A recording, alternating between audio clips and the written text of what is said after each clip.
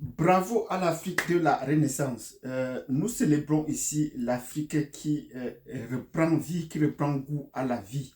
Et nous, pour une fois, nous allons peut-être célébrer cela dans la tristesse parce que l'Afrique vient d'être frappée par des deuils.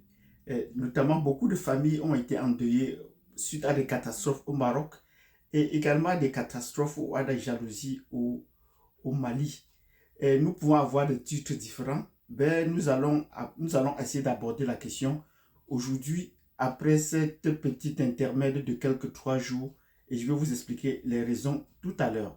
Donc, si vous voulez en savoir plus pour la situation au Maroc et au Mali et pourquoi mon absence ces 3 derniers jours, euh, mettez-nous déjà des pouces, abonnez-vous, cliquez sur la cloche notification et je vous donne rendez-vous tout de suite.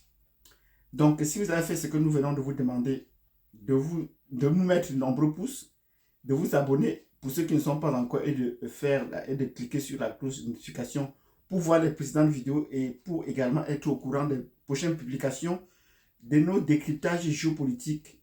Nous entrons donc dans le vif du sujet. Et pour cela, une petite introduction. Vous savez, depuis que le Mali a pris le pas de la souveraineté et s'est défendu sur le plan souverain, nous nous sommes toujours dit, nous soutenons le Mali. Moi en particulier, je soutiens le Mali, ainsi que beaucoup d'Africains.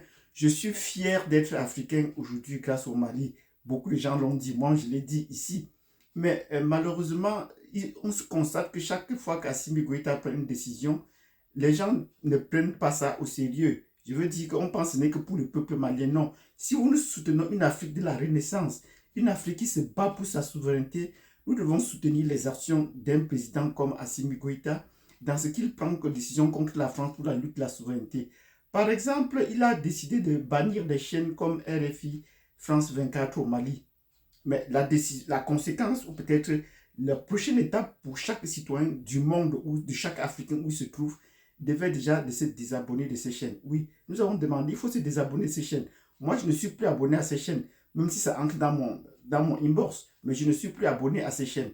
C'était pour marquer ma solidarité aux décisions du président Assimi Goïta. Le capitaine Traoré a fait de même et au Niger, on a fait de même. Mais curieusement, on trouve que le nombre d'abonnés de ces chaînes continue de croître.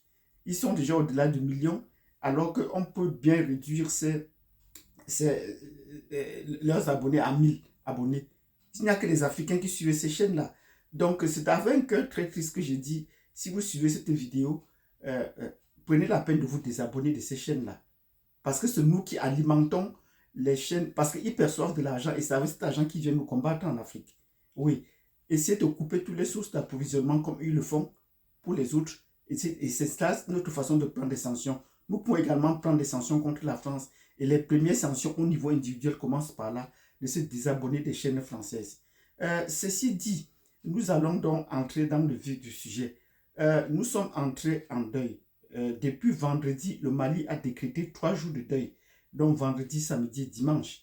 Et nous avons également suivi cette décision d'Assimi Goïta qui disait que la nation malienne est en deuil et on devait choisir 3 jours de deuil. Moi, je l'ai observé, c'est pourquoi ces 3 jours-ci, je n'ai pas publié, même si je suis allé à 4, je n'ai pas publié pour marquer ma solidarité à cette décision et soutenir le peuple malien dans ce moment difficile qu'il traverse. Parce que voilà, encore, on aurait dû faire une vidéo là spéciale sur les coups de lâcheté de la France au Mali. Oui, les terroristes ne sont d'autres personnes que les Français. C'est la France et ses légionnaires qui sèment la pagaille en Afrique et se font appeler les terroristes. Non, ce ne sont pas les terroristes, ce sont les Français. C'est eux qui maîtrisent mieux le terrain et la qualité de leurs armes le prouve. Il faudrait bien qu'on analyse pour voir où sont fabriquées ces armes, où sont fabriquées les balles. Parce que chaque balle porte un numéro. Nous parlons en connaissance de cause. En tant que géographe, géographe c'est un militaire, nous comprenons bien que les outils qu'on utilise pour faire la guerre sont des outils qui ont une certaine origine et qui sont bien identifiés et qu'on peut bien géolocaliser. Donc, nous disons, les terroristes ne sont d'autres que les Français. Il ne faudrait pas que les Français nous disent que non, les terroristes ont attaqué les pays africains, le G5 Sahel, tout cela qui crée. Plus ils sont présents, plus le terrorisme s'accroît. Mais pour le récent attaque au Niger, ça fait couler beaucoup d'encre dans les camps des supporters des Maliens. Et la représentante des affaires étrangères de la Russie a bien dit que désormais, ils vont se mettre aux côtés et qu'ils vont entrer directement en action sur le terrain au Mali pour combattre les Français, pour combattre ce qu'ils appellent le terrorisme. Non, on ne combat pas une idéologie, on combat bien des êtres. Pour combattre les terroristes, c'est pour combattre les Français. Les Russes le savent très bien. Et après cela, et pendant ce moment, les choses vont changer de camp. Donc nous disons beaucoup de courage au peuple malien, à l'armée malienne qui est en train de lutter pour sa souveraineté, elle n'est pas encore entière, mais elle a quand même déjà pris un début. Et nous saluons souvent les sorties du Premier ministre malien, Dr Choguel Maïga, que je suis particulièrement parce que toutes ces sorties médiatiques sont des cours de géopolitique qu'il faudrait bien suivre. Oui, moi je ne suis particulier, je ne rate aucune de ces sorties. J'essaie de parcourir par gauche à droite pour les avoir parce qu'il explique bien la démarche et dit bien il faut éviter d'être dans la provocation. On n'a pas compris pourquoi est-ce qu'il a dit des choses sur la trahison de la France, mais qui n'est pas allé trop loin. Il dit seulement qu'il y a des documents, il ne veut pas aller trop loin parce que là, si on provoque la France et la communauté internationale, ils vont trouver des moyens pour revenir ou pour s'installer. Donc, le départ des troupes étrangères au Mali suit son pas et le dernier délai a été donné le 31 décembre. Nous leur disons bravo pour cette démarche diplomatique qu'ils ont pu mettre et académique qu'ils ont pu mettre en place pour pouvoir pousser la France dehors et toutes les forces qu'ils ont amenées dans leur pays.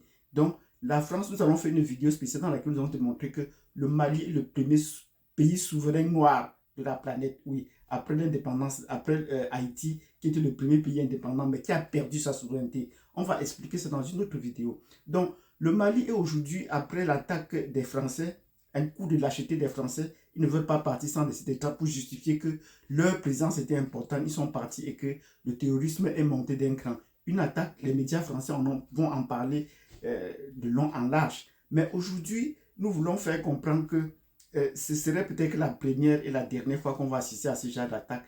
Parce que la coalition du Mali et du Burkina ainsi que du Niger doit tenter de mettre fin à cela.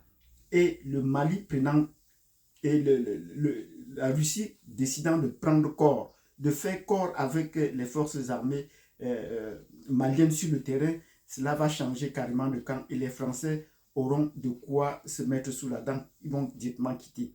Même s'ils sont en train de préparer, de continuer à préparer la guerre au Niger, mais nous verrons comment est-ce que cela aura lieu si les Français ne vont pas signer là leur arrêt de mort sur le continent tout entier. Donc, nous disons beaucoup de courage à toutes les familles qui ont été endeuillées par cette attaque parce que plus de 49 morts, on ne souhaiterait plus avoir cela. Les Français sont toujours dans cette disposition qui n'ont pas encore abandonné leur projet macabre sur l'Afrique. Où est-ce qu'on en est avec le G5 et tous les programmes qu'ils ont créés en Afrique? Ils devaient nous le dire que de chercher à combattre les régimes. Maintenant, nous passons à la situation au Maroc. Si vous avez bien compris les décisions que nous avons, ce que nous souhaitons dans cette vidéo, dans cette première partie, que chacun à son niveau applique les décisions qu'Assimi Goïta prend en se désabonnant des chaînes et en suivant les discours du Premier ministre qui encourage également les autres Africains. N'entrez pas dans la provocation des Français. Prenez des distances de façon modérée et ne pas les provoquer pour justifier leur présence sur le terrain. Qu'est-ce qui se passe au Maroc? Au Maroc, il y a eu tremblement de terre. Et directement, en tant que géographe, professeur de géographie, quand il y a tremblement de terre, moi j'essaie de voir sur la carte, est-ce que le Maroc est une zone à risque? Est-ce qu'il y a une certaine faille au niveau du Maroc qui peut créer ce genre de tremblement de terre? Et je constate que non, il n'y a pas de zone pareille. Et donc c'est souvent ma première critique. Les tremblements à Haïti, les tsunamis à gauche, à droite, et on explique les tremblements de terre. Je regarde si ça correspond à des zones à risque pour les séismes. Et depuis ces 10 dernières années ou ces 20 dernières années, on constate qu'il y a des séismes dans des endroits qui n'ont pas été répertoriés à la fin. Parce que les endroits à risque aujourd'hui, la technologie permet de prévoir ces séismes-là et de pouvoir anticiper sur dès qu'ils commencent déjà à bouger. Mais pour le cas du Maroc, cela nous a surpris. Et nous disons, mais est-ce que c'est un séisme naturel ou c'est un séisme humain? Oui, il faut bien comprendre. Est-ce qu'il a été provoqué? Parce qu'on parle d'un séisme humain, c'est qu'il a été provoqué. La terre ne peut pas trembler tout d'un coup, tout seul. Il faut qu'elle soit dans une zone à risque. Le cas de Haïti, on a déjà prouvé que c'était le séisme provoqué. Le cas de la Turquie était encore un cas à problème. Et maintenant, c'est le cas du Maroc. Et le Maroc a été frappé tout d'un coup. Et les autorités comprennent bien Où peut venir cela? La France et le Maroc sont en concurrence sur la zone subsaharienne. Oui. Le père Hassan II, pour vous faire un bref historique de cela, le père Hassan avait toujours l'œil sur sur l'Afrique noire. Et l'Académie militaire royale du Maroc a formé beaucoup de colonels en Afrique noire et assuré même déjà certaines gardes présidentielles comme en Guinée équatoriale. Mais on l'a contraint à quitter parce que là, le Maroc prenait déjà beaucoup d'ascendance. Si elle entrait dans les présidences comme les Français, c'est les Français qui peut-être voient ça très mal. Donc, le Maroc a bien des pieds sur terre dans sur l'Afrique noire. C'est le seul pays maghrébin qui se sent mieux africain et qui veut faire ses affaires avec l'Afrique. Et la compagnie royale Air Maroc est en train de supplanter partout la France où elle fait concurrence avec Air France. Donc, sur toutes les lignes que Air France tente d'abandonner, Air Maroc prend.